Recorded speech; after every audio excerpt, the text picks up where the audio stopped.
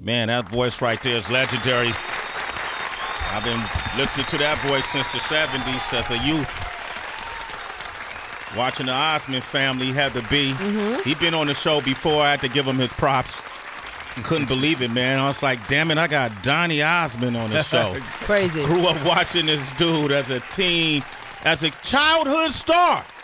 The man has been a star since he was about 5 years of age, probably. It started back in 1847. 1847. 18, right before right after the emancipation. Wow.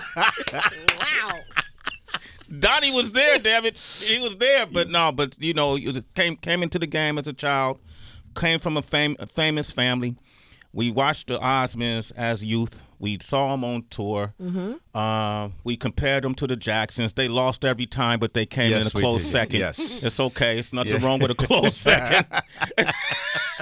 Well, Mike had more soul than I did. Okay, let's face it. A little bit. Watch you host the Pyramid Game, which was one of my favorites. Yeah. Watch you on Dancing with the Stars. I haven't seen you in Vegas, but I've seen you in clips in Vegas, and we are celebrating. Donny Osmond now has got his show extended, his residency at Harrah's Las Vegas, his showroom in 2023. He's coming back, citizens. Yeah, baby. Wow. Yeah, baby. Congratulations. That's big. It's so nice. It's probably the biggest show I've ever put together because it's all inclusive. It includes my career with the brothers, with my career with Marie, as well as mine. Okay. And I called Raj Kapoor. He was my creative director for the show. Okay. And I said, I got an idea, Raj. How can I fit 6 decades of show business into a 90-minute show? What if I did a rap, kind of like Hamilton? And he starts laughing. He said, I would pay money to watch Donny Osmond rap. So it starts like, it all began back Wait, stop. Hold on. What? We came prepared for this. What? Watch this. Go ahead, do that rap. Is that cool? That's a good pace? Hey. No, shut it off. No, that don't work. That doesn't work. That doesn't work. He got no. The acapella. tempo. He got acapella. Shut it off. Just give me some. Okay. You want some boom bap? Okay, Donnie. You want a different tempo. While we work on that tempo with like BPM about Donnie, you know about music sequencers, right? You know about the 808, the MPC, and all these different machines. Dude, I produced this. This is my 65th album. I produced it and wrote it, dude. Wow. I did all my own engineering. Did you really? Of course, dude. Yes. Yeah, I'm a tech head when it comes to that. I use Cubase. I don't do the use Pro Tools thing. Cubase? Yeah, Cubase is my DAW. Yeah. Yo, Ty got excited. He got cute. Yeah. Torch did. Are you a Cubase guy? I used to be. Yeah, the algorithms in that thing, 32-bit float, you can't beat it. Nuendo, yeah, it started Nuendo and then went to Cubase. You get on the mic, Ty, if you're gonna say these things. I was just talking about Nuendo. I do engineering myself, so I started with Cubase and I started with Nuendo. Went over to Cubase. I did the same thing, Nuendo, because Yeah. Nuendo is great for mixing. It's got the 5.1, 5.1, all that, yeah, surround sound, all that stuff. So, also out of the hip hop producers, who do you like? You a Dr. Dre fan? You a DJ Premier I fan? read something about Dre the other day. What was it? The most successful artist in show business history, in music history. What was the thing I was reading? His last album, how many number ones? Like 8 number ones off the same album or something like that? Yeah. It's crazy. Yeah, so you're a Dr. Dre fan. Yeah. Okay. He's a Drake fan, too. Well, he's talking about, you read about Drake or Dr. Dre? I can't remember. Oh, Drake. Okay, Okay, Drake. I think it was Sounds like a Drake That was stat. Drake. That was Drake. That's why I brought Drake up. Okay, I was about to pull you in the Drake role, but you a Drake. From Dre to Drake. Yeah, but- all right. Yeah, but that's so you're a Drake fan because when we were playing Sticky, you were doing some beats. Well, I've been doing this for a few minutes, Just only a couple of decades. I'm just ready for him to they spit say, bars. Donny Osmond's been around the block. I paved the block. You paved the block. You built the block. I ain't mad at that. You don't even know. But just give me... Okay. You take wrote your own rap, Donnie? Yeah, check it out. Okay. It all began back in Utah. I was 4 years old. Started singing with my brothers, and the sound was like gold. So my folks took a leap and said, "What the hey? We got to get these monsters out to California." And it gets faster and faster and faster. And when I first did it, people were sitting in the audience just staring at me. I thought, this thing is bombing. Yeah. And then at the very end, it just goes crazy.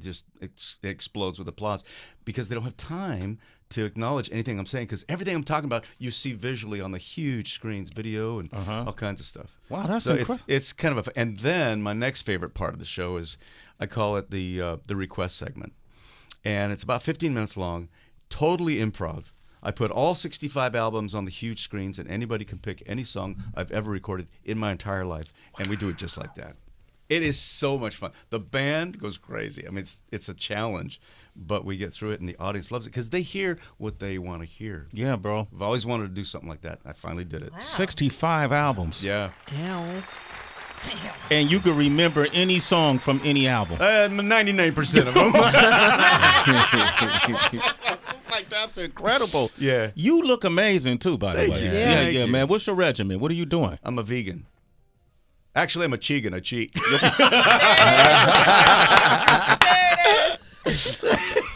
Do you feel being a child? How did being a childhood star? How did it affect you as an adult? Do you was it? I didn't know any other life. I just started singing when I was 3, watching my brothers, and then professionally at 5, and then that's all I've known. I went through a point when I didn't have a career anymore in the 80s. I remember that. And I just did not want to give up. And so I kept writing and recording. I did demos for Al Jarreau. And I sang a couple of songs for him. He says, "How do you do this, Donny?" And I sang, "I'd do anything, sing demos just to get back." And finally, by the end of the 80s, Soldier of Love came around. Carl Sturgeon and Evan Rogers, they're the one that pretty much discovered Rihanna. And they're the ones that wrote and produced Soldier for me. And I've never looked back since. It's just been an amazing ride. But that time off, though, people don't talk about what you go through in that time off. Yeah, because especially when you start as a little kid, what else are you going to do? This is your life. This, that you love writing music, you love getting on stage, and that's why I love what I do in Vegas, because it's my entire life in 90 minutes.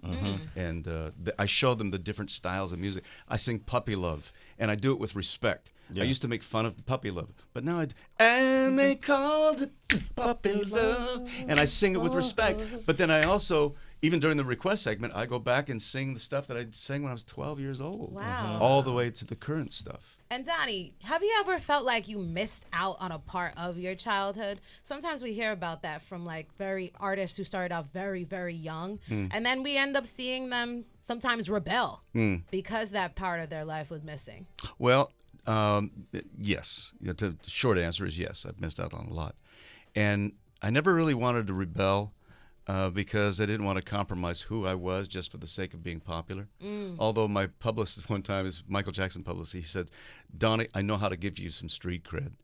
I'm going to send you overseas, and when you come back through immigrations, they're going to open up your suitcase, and there'll be all kinds of drugs. And you're going to get busted for drugs, and you'll be credible overnight." Damn. And then I thought, this could work. But what am I going to do when my grandkids come to me and say, "Grandpa, boy, did you sell out?" Just for the sake of 5 minutes of fame, to be, street cred and have that street cred and all that kind of stuff. And I thought, no, I'm going to do it the right way. I'm going to do it with my music. And shortly thereafter, that's when I met up with Peter Gabriel, and we started creating the new Donny Osmond sound. Name dropping, boy, different. Peter met up with Peter Gabriel. Oh yeah, he was kind of an inspiration for that album, and this current one, I really dug deep on this one. When Justin Bieber, when he came out with "Lonely," remember that video? Of course. And I saw that, and it shocked me because it was my life. That's what I lived, and so I wrote a song called "Life After Loneliness." And in fact, hold on. You got that song? Exclusive? We're going to dig it up. "Life After Loneliness." Is it out yet? Yeah. Hold on. I'll just play the chorus here. But Donny, we could play it on air. You ain't got got to it play it off all. your phone. It's some.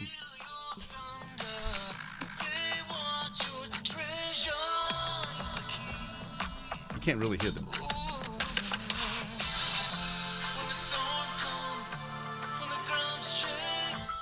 Oh, there it is. Yeah. Go into the chorus, the very end. Can we hear the Yeah. song so you can get published? Let's play the song, Donny. Okay, Donny Osmond is here. 888-742-3345. Donny Osmond is here, man. Big round of applause for that. Yo, and I'm listening to the lyrics of the song, and I think what it is, because you've been so, at least in appearance to us, you've been so carefully marketed and branded over the years that when I hear lyrics like "these scars won't heal," I'm thinking, what scars? Oh, dig deep in my. There's one scar. I was just talking about this a few minutes ago. I did a show here in New York on Broadway. It's called Little Johnny Jones. You ready for this? Yeah. Open and close the same night. Ouch, baby! Ouch! That's a scar. Was it that good? It was that good. Actually, you know what's funny about it? We had to stop the show 3 times for standing ovations, but Frank Rich didn't like me because I was coming off the Donny and Marie show with this really, really sugary, goody image. Yeah. And he just wanted something different. And he wrote a scathing review. I mean, it was worse than bad. Okay. Right? And so Jimmy Niederlander pulled the plug. But Frank Rich did me a favor by doing that. Okay. Because it was the very fuel that he poured on this fire underneath me to reinvent myself and come up with something new. And so it's been a life of reinvention. That's what longevity is all about. Okay. You got to find something different every single time. And Frank Rich gave me a, I like that. Did me a favor. Wow. Did you a favor? Well, I don't want to know what I'll do with him if I ever met him, but you thank him. I thank him, exactly. You thank him. Yeah, because our life is full of experiences, good or bad, and you take everything and you just become who you want to be based upon all those experiences. I've had a lot of scars, as you just mentioned, with the lyrics that I wrote about Justin. But you become who you want to be and not be somebody that everybody else wants you to be. I wrote a song called Faces in the Mirror, looking back at me. Am I getting nearer to where I want to be? Ooh. And it was a song kind of like a Prince song, and I heard this Indian kind of song over in the UK. It inspired the feel of this thing. But the whole lyric was about, okay, I'm looking in the mirror. Who's Donny Osmond today? Yeah. Is he the puppy love kid? Is he a soldier of love kid? Who is he now? And eventually I just realized, just be yourself. Just be yourself, Be man. yourself, dude. There it is. Yeah. Donny Osmond. Come on. Wow. HB? What? Well, I was thinking about what you were saying, Donny, and thank you for sharing so much. But when you talk about experiences and reinvention, I'm thinking about not only the Osmond family, but all of the famous families that we've been able to watch and enjoy. Could you ever see yourself one day like being a therapist or a counselor for like famous families and just sitting down and talking to them? Because we look at some of the horror stories too that come from some of the families and the things that happen when people experience fame so young. Yeah. Would you think you could be able to advise? I've done it. I'm not going to tell you who. Who? Oh, I can't tell you who I've I helped just because I wrote in my autobiography back in the 90s that I suffered from anxiety severely. You would be surprised if I told you who I've spoken to in show business. Big stars suffer from anxiety. They said, how did you do it, Donny? Just tell them what to do. Tell them how to figure it out. One of my good buddies was Michael Jackson. Yes. And we had a really cool relationship. Yes, he did some strange things at the end of his life, but I remember getting a call from him. I was on tour, and I picked up the phone. I said, hello. He said, Donny. I said, hello. Donny, hi. I said, Mike, how you doing? He says, I'm fine, Donny. How you doing? I said, where are you? He said, I can't tell you. I said, Mike, you're talking to me. Come on, where are you? He said, I'm in Phoenix. I rented a tour bus, and I got my kids, and we just had to escape because I'm being bombarded with the press with all the allegations. I said, Mike, I'm done with this tour on Saturday. You get in that bus. I'm a 9-hour drive away from you, and I want to give you some normalcy in your life. Your kids will swim with my kids. Nobody will know you're there. And he said to me, I really need that right now. I need some normalcy. I said, I'll give it to you. And he never took me up on it. It's the last time I spoke with him. Yeah. We were actually going to do a record together. I went over to Neverland. It was, I wish those days could come back once more. I wish those days. And he was going to take the bad looking back on when I was a little nappy-headed boy. And I was going to take that. Look, my only worry was for Christmas what would be my toy. And I played him the track. And in fact, I played it for Stevie the night before I went over to Neverland. He said, this is going to be huge. And he was ready to... to do this. We set the time 3 weeks after that meeting. We are going to do our vocals. I played him the track. He loved it. And he called me. He said, Donny, can we postpone a little bit? I'm just so busy right now. Mike, you postpone it as long as you want. When it's right, it'll happen. And it never happened. But he was ready for it. He was ready. And the best memory I have of him, because I hold on to the Mike of the little teens, not the what they called Wacko Jacko. Because that affected me. I hated that. I didn't like that either. I hated that because I knew him as a friend. Yeah. We were the first on the first American Music Awards. Dick Clark said, I want Michael Jackson and Donny Osmond to present an award. And we agreed to it. After it was over, he and I are on stage right in the wings. I said, Mike, you hungry? He said, I'm starving. He said, follow me. And we went into my limo, with this big stretch black limo, and went to Jack in the Box. And we bought all of these tacos. And we're driving down Sunset Boulevard. We open up the sunroof. And my memories of this is just kind of like so cool. Both Donny Osmond, Michael Jackson eating tacos with wind blowing and driving down Sunset Boulevard, laughing our heads off. That's the Mike I remember, and that's the Mike I'll always remember. Thank you, Donny Osmond, for representing that man's legacy correctly. That's right. Yep. Thank you for doing that. My pleasure. Thank you for sharing. We lost a genius when we lost Michael Jackson. Absolutely. But I lost a friend. And in fact, he told me, he said, Donny, you're the only person on this planet that really knows what I've gone through in my childhood. And I looked at him, I said, and you for me. Because we both come from a family of 9. He and I are both the 7th.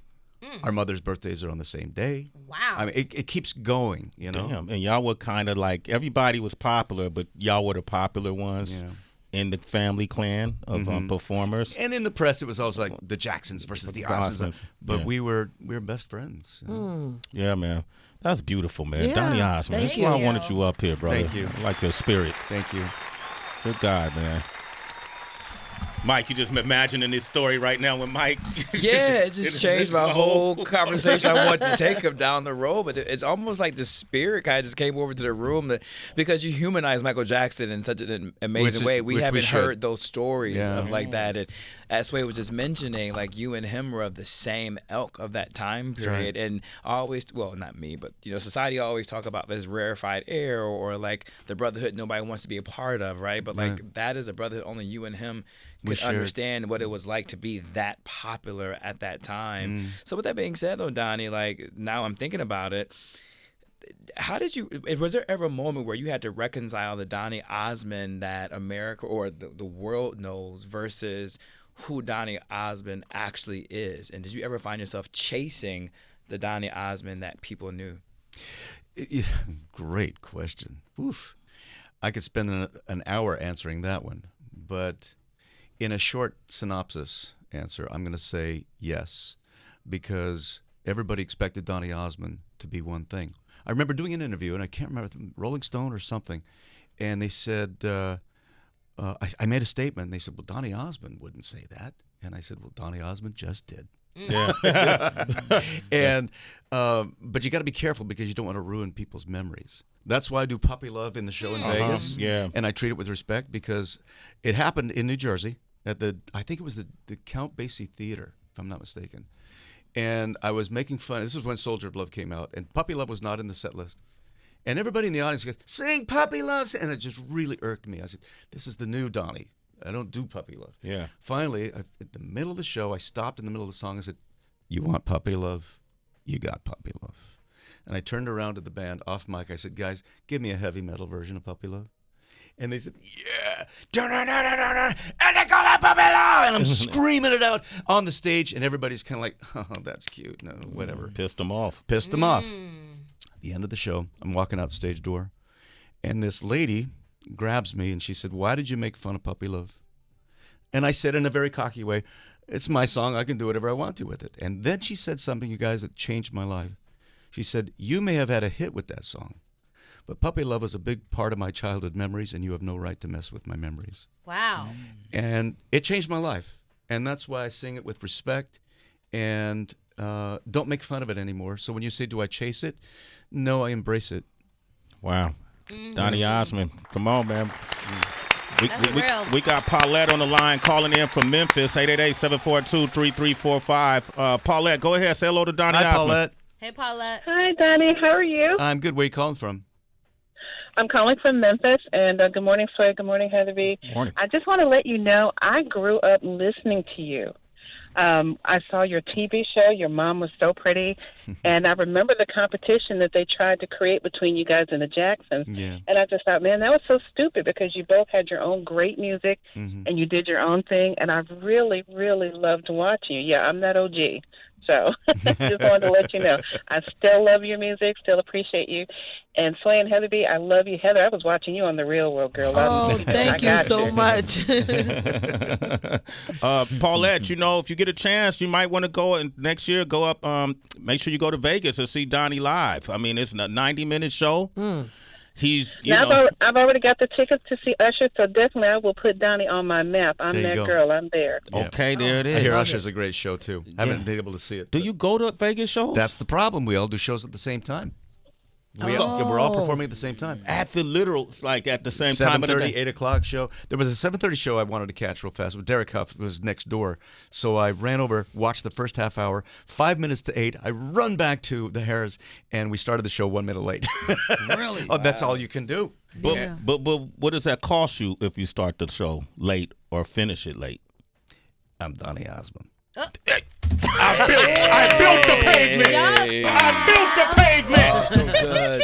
Donny Osmond. He built the pavement. Was that egotistical or what? That's Donny Osmond. I love it, man. Hey, Donny, I want to thank you for coming by. My pleasure. Again, man. My pleasure, man. We had you on this show twice now. So, and, Thank you. Yeah, absolutely, man. I respect your career. Thank you. Respect who you are as a man. Thank you very much. You've always been honest and not like, not everything you've said in your past I'm aligned with or agree with. No, but, no. Yeah, but we're all individuals. We're all individuals, but I respect you and coming in here, and I love your music sensibility. And Donny is letting us know, hey, bro, 65 albums. Do I know the 808? Are you kidding me? You might even hear the 808 in the album, too. Really? Oh, of course. Oh, come on. Better believe it. That's what's up, man. Well, thanks for coming through, brother. My pleasure. All right. Good to see you guys. Good to see you too. too. Donny Osmond, man. Give it up for Donny Osmond. Up next, we got the founders of Rolling Loud. Tarek and Matt Zingler are coming up. You want to know about Rolling Loud and how it got created? They got a big show this weekend with Nicki Minaj, A$AP Rocky, Playboy Cardi, and Future. 888-742-3345. Maybe they'll give away some tickets. Shade 45.